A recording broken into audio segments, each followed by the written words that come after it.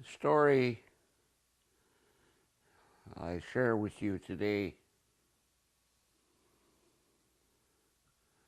This young man was just becoming of age,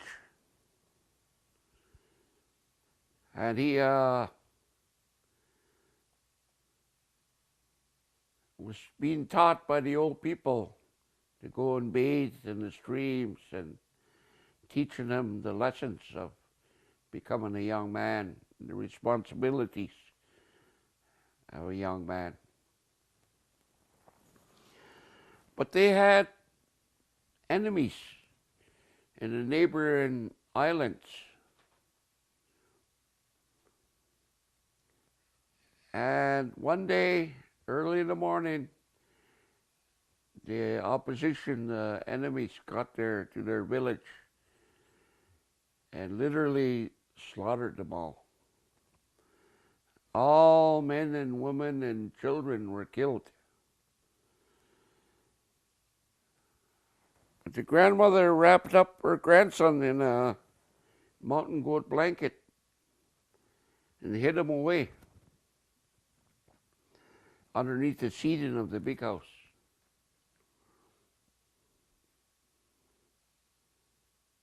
And he could hear all the screaming when these people were getting attacked. And eventually he fell asleep. He woke up in the morning and he heard his grandmother and mother crying, wailing, mourning the loss of all their family and relatives. And he finally come out of his hiding place there, and he could see all the family just laying all over. They were all killed. Grandmother said, "We can't leave our relatives like this. We have to do a proper burial." So for several days, they were digging and wrapping them up in blankets and burying them. All the time he was thinking about his rites of passage, becoming a young man. So anyway, after several days, they finished burying all their relatives. And he was going up the mountain to bathe every morning. And he's wondering how he's going to complete his journey of adulthood. And he said, finally it come to his mind that he was going to go up the mountain and spend time up there. So he told his mother and grandmother, tomorrow morning I'm going to go up the mountains. See what I can find. I want to find a gift that will take care of us. Grandmother thanked him for his thoughts. Early the next morning, his mother gathered some food, dried clams, I guess, or dried fish, and packed it for him, and some tools that he might need. And then he started heading up the mountain. He walked for some time, and all of a sudden he heard the thunderbird. And he was frightened. He was scared of the thunderbird. So he hid beside a tree. And the thunderbird was coming, and every time it looked in a direction, lightning would come.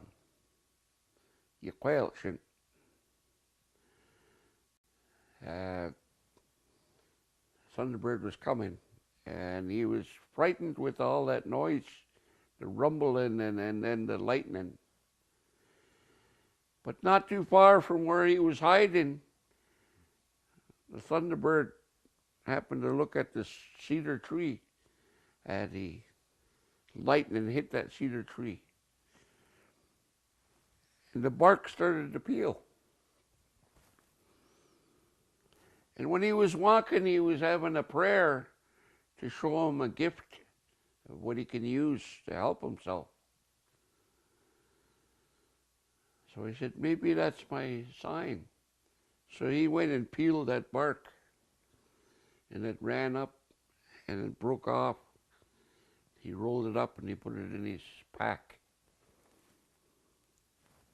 He packed him some tools and some food. So he kept on walking. As he walked, and then he came to this real nice, clear water. Oh, maybe this is where I gotta be. So he bathed, and he took a chunk of that cedar, and he was brushing himself off with it. Yuck with it.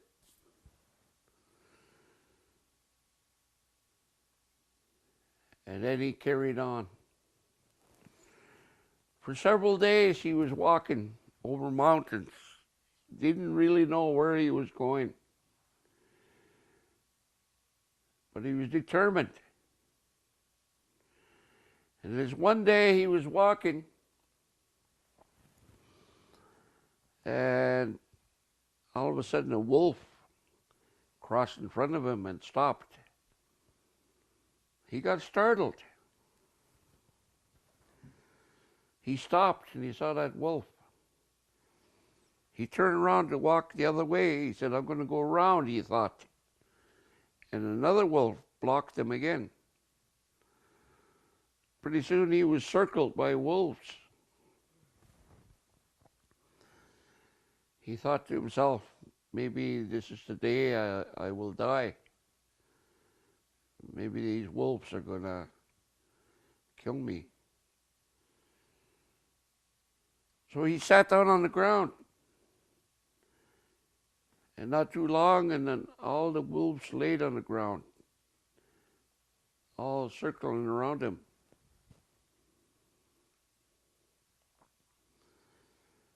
And don't know how long he was sitting there, and then all of a sudden the wolves jumped up in unison, just like automatic. And out of the bushes came this huge wolf. I guess he was the warrior of them. And he come walking over and he says, oh my, maybe this wolf's going to take me. He thought he was going to die. But that wolf just came so close to him and turned around and walked away. And he stopped and come back. Done that a few times, and what does he want? Maybe he wants me to follow him. So he ran behind the wolf. He walked beside the wolf, and they were walking. And then the wolf started to run, and he was running with it. And all the other wolves were running behind. And they kept running and running and running. And they went way further up the mountain. And they finally come to a clearing, and there was a cave there. So the wolf stopped, looked at him, and went in to the cave, came out, and went in again. Oh, he wants me to follow him. So he crawls in the cave. To his surprise, there was little lights in there. I guess it was seal oil. Seal oil they used for light in the cave. And then he was really surprised when all of a sudden somebody spoke out in the cave and said, Icha panamat namat, mamana. My children, you have come home. And then he was equally surprised when that voice behind him said, Itzlanamat namat sila. Grandfather, we are home.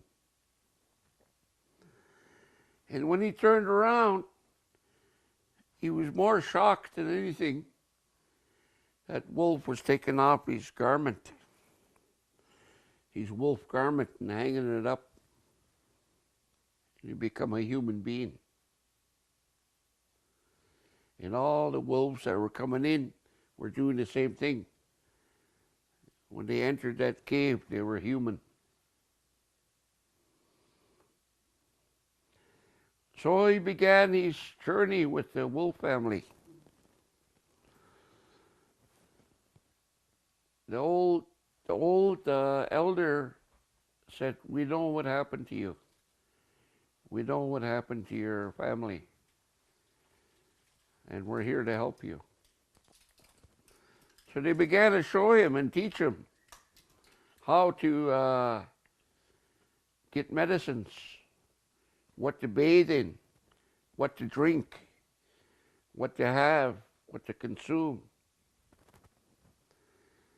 He didn't realize that these medicines were real powerful. He became a great, great hunter. He'd go out and hunt and always came back with game. Sometimes bear, elk, deer, cougar. He always come back with game. So anyway, he got back to a cave one day and he brought in his catch. Right away, the ladies, the females go out and then they start skinning it and cleaning it and getting ready for drying, ready to prepare a meal. And the old man was always sitting there, dwiddling, carving on something. And he always wondered, what's he doing? Anyway, on this day, the old man called him over and he said, come sit beside me. We're not going to be here too much longer in this mountain because we can't stay too long in one place. We don't want to diminish the resources, the food.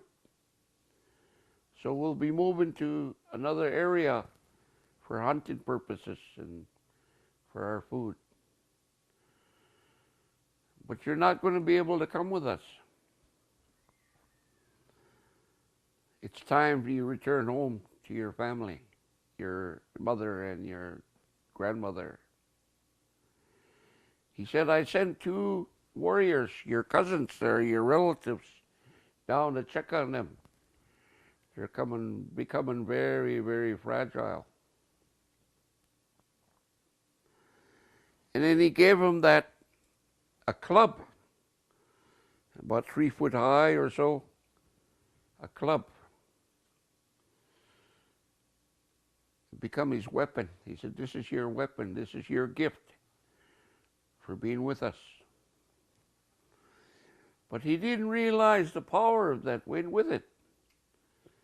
He would go hunting and he would just use that club to catch his game. The deer, the elk, or bear, just club it and he's got his game, his meat. So time went by. He kind of forgot about that, what the old man said to him, that he couldn't go with them when they moved. He went out early in the morning, went hunting. And when he got back carrying his game and he was all happy, and when he crawled in the cave, they were all gone. They moved out on him. And he understood. He understood what they said. So he prepared the meat and dried it. I'll bring this home to my mother and grandmother when I go. So he stayed there for some time again and hunted and gathered food, and finally one day he said, it's time for me to go back. So for several days he was walking back to where he came from. And finally he reached home. He got to the big house there, and he jumped up the roof, and he crawled to the top and looked inside where the smoke hole was. And he felt so bad to see his grandmother and mother age so much. He'd been gone for some time. He'd become a warrior. And he didn't realize he'd become a warrior. So he jumped down through the smoke hole, and they were real happy to see him. And his grandmother said, I've been expecting you. I knew you were coming back to take care of us. So he went up and he packed his backpack and stuff he was carrying, brought it in, and they had a feast. And it was getting late in the day, and he said, I'm going to go up the mountain one more night, and I'm going to bathe in the morning. Tomorrow, I want you to sing songs, celebration songs.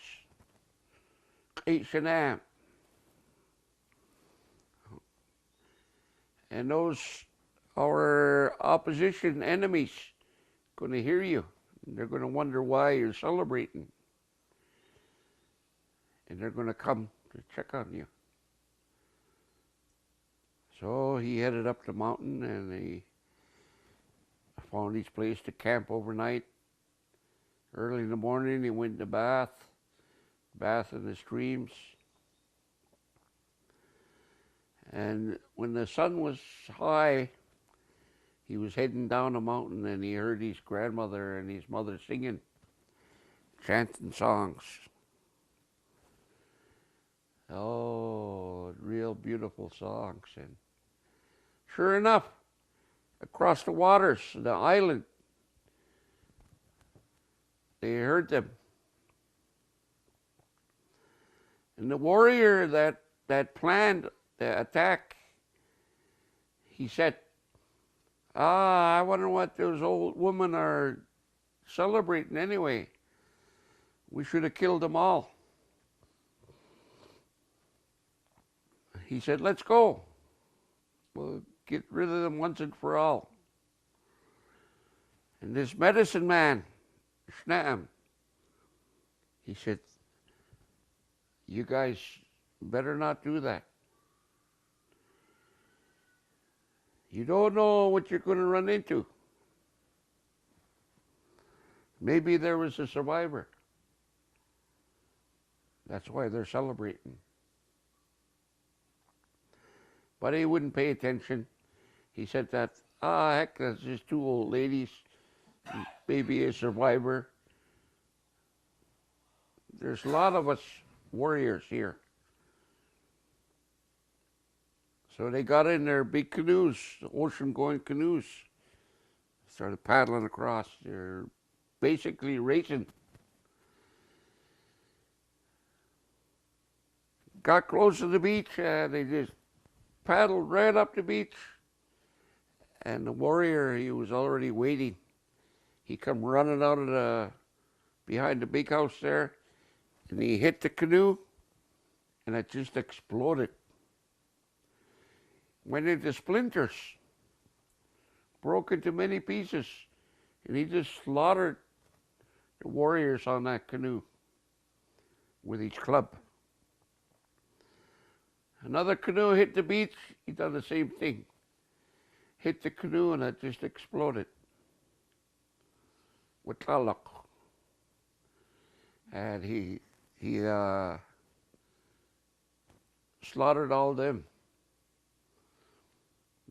And then a third canoe stopped before it hit the beach and backed up and turned around and raced back to their village. They got back to their village and they called the people together and said, that is a great warrior over there that he just slaughtered our warriors. The old man said, I was cautioning you not to attack. Now he's probably back and there's nothing you're going to be able to do to defeat him because he's got a vengeance. So the old man, or the warrior, or the medicine man said, the only way we're going to make things right is we go blanket him. Bring him gifts. Bring him whatever we got to appease him. And one of the chiefs said, my daughter is ready for marriage. I'll allow my daughter to go and marry him. And another chief stood up. He said, yeah, my daughter is as well. Several of the girls were put in a canoe and brought over. They loaded everything on that they were bringing over as gifts. And they went across. As they got to the beach, they stood far from the beach because they were scared of him. They made their apologies.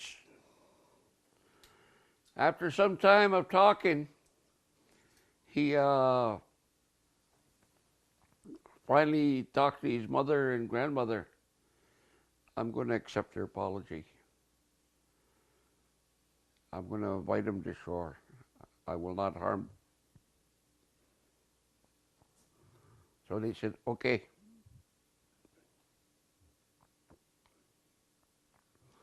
So he told them, you are invited to come ashore.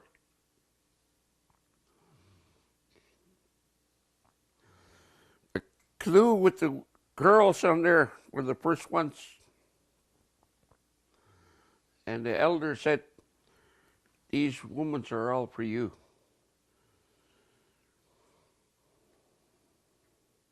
And he walked back and forth for a while. And he says, I'll take this one for my wife. And I take this one to be there to look after my mom and my grandmother. They are very fragile. He wasn't selfish. He only took 2 women. In those days, you were allowed several women. But he just chose one for his wife and one to be a caregiver, his mother and grandmother. And they came ashore. And the ladies that were on there as well started packing everything in. All the tools, all the food, and got busy cooking. And they celebrated the apology.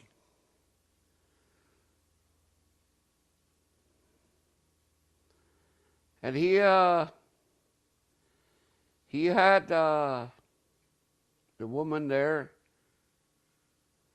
and he had one child,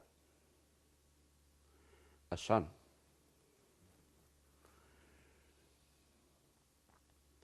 And when he passed away, and his grandparents, his grandmother and mother passed away, and his wife passed away, that left a son.